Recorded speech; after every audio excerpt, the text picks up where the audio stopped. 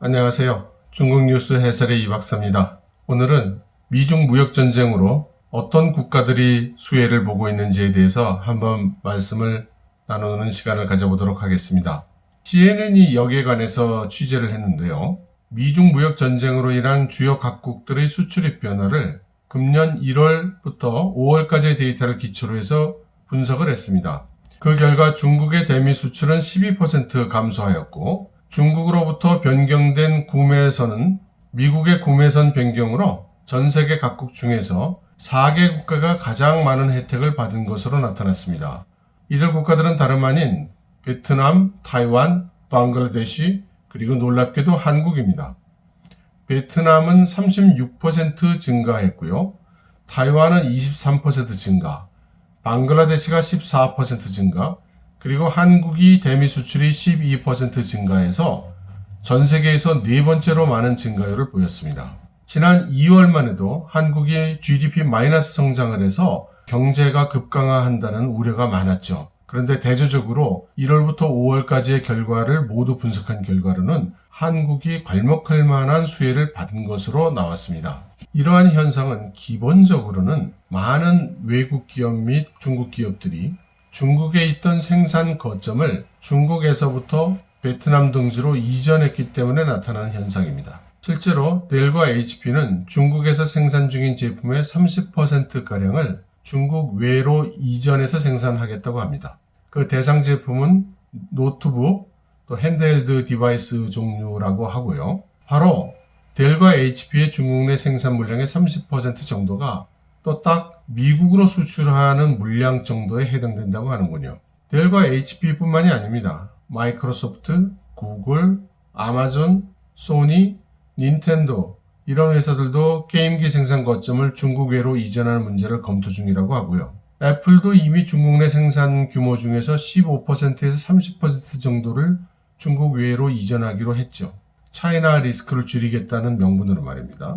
그리고 아직 확정한 것은 아니지만 이들과 마찬가지로 생산을 중국 외로 이전할 것을 지금 추진 중인 기업들이 대만의 에이서와 아수스 등이 있습니다. 그리고 흥미롭게도 중국 기업인 러너보도 생산 거점을 해외로 옮기는 문제를 지금 추진 중이죠.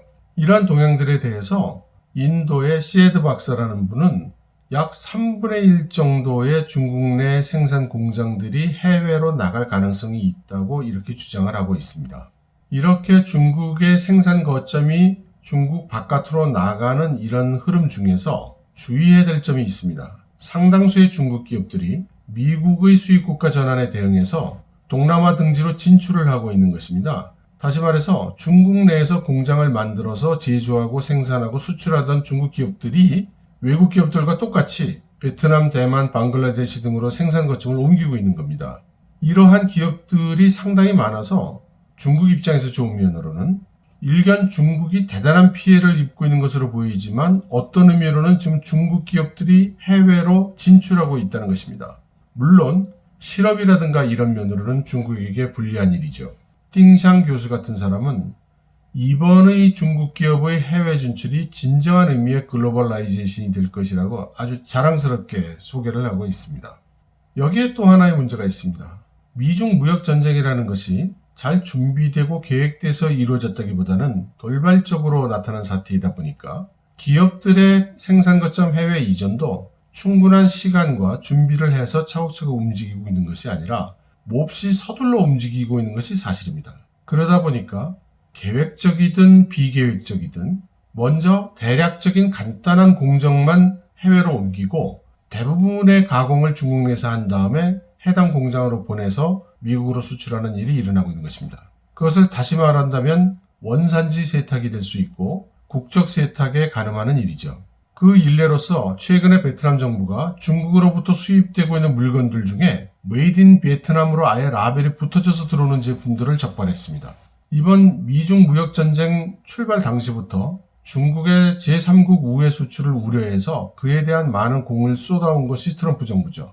캐나다나 멕시코와 그 자유무역 협정을 할 때 소위 비시장 경제 국가들과 자유무역 협정을 맺게 된다면 미국은 이 협정으로부터 탈퇴하겠다는 소위 독한 규정을 집어넣은 것이 트럼프 정부 아니겠습니까?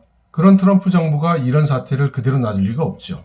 트럼프 대통령은 최근 폭스뉴스와의 인터뷰에서 베트남이 중국보다 더 나쁘다. The single worst abuser of everybody. 이런 아주 좀 극단적인 표현을 사용했습니다.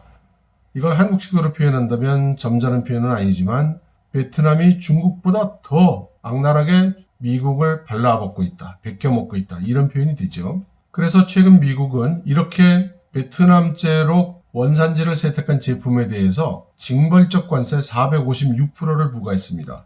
한마디로 이런 일은 절대 용납하지 않겠다는 의지의 표현입니다. 또 이 징벌적 관세를 부과당한 기업이 바로 한국과 대만의 철강회사들입니다.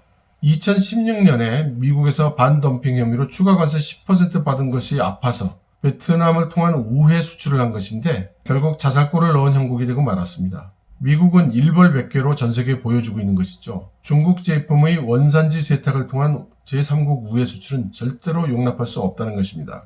여기에 깜짝 놀란 것이 베트남 정부입니다. 그래서 베트남 정부는 미국에 달려가서 베트남 정부가 전력을 다해서 이런 원산지 세탁 행위를 적발하고 금지할 것이라고 이야기를 하고 미국과 호혜평등에 진일보한 협력을 하기를 희망한다고 전력을 다해서 설득을 했죠. 사실 지금이라는 시점이 베트남으로서는 천재일위의 기회가 아닐 수 없겠습니다. 그런데 단순히 숫자만 봐도 베트남을 통한 원산지 세탁이 너무나 자명합니다.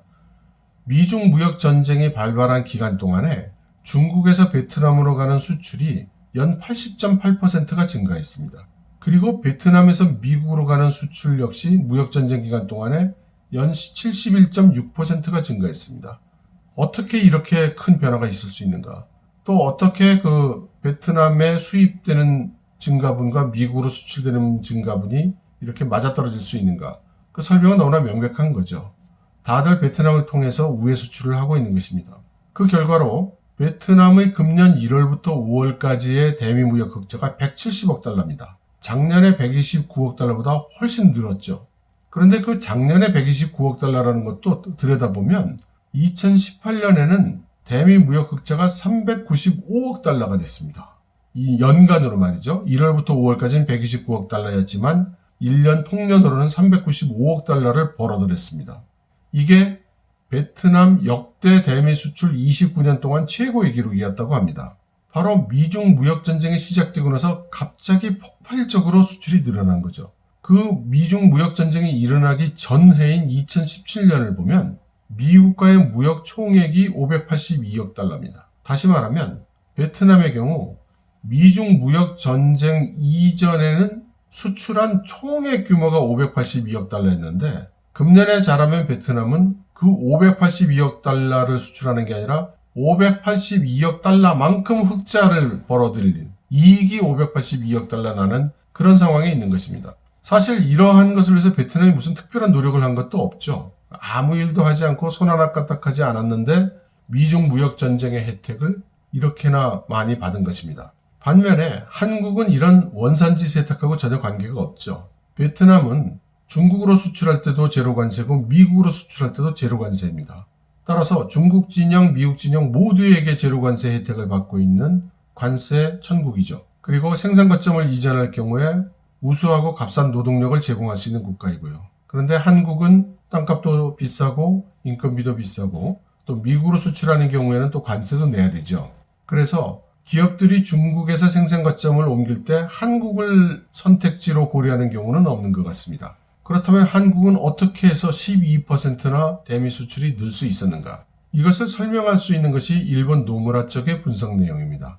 노무라가 전 세계 국가들의 수출입 데이터를 하나하나 분석을 해서 미국이 중국에 주던 오더가 어떤 나라로 얼마만큼씩 옮겨갔는지를 분석을 했습니다. 그랬더니 그 결과가 베트남이 중국으로부터 돌려받은 오더가 베트남 전체 GDP의 7.9%에 해당되는 엄청난 규모였고 대만의 경우 GDP의 2.12%였습니다. 그래서 2위입니다.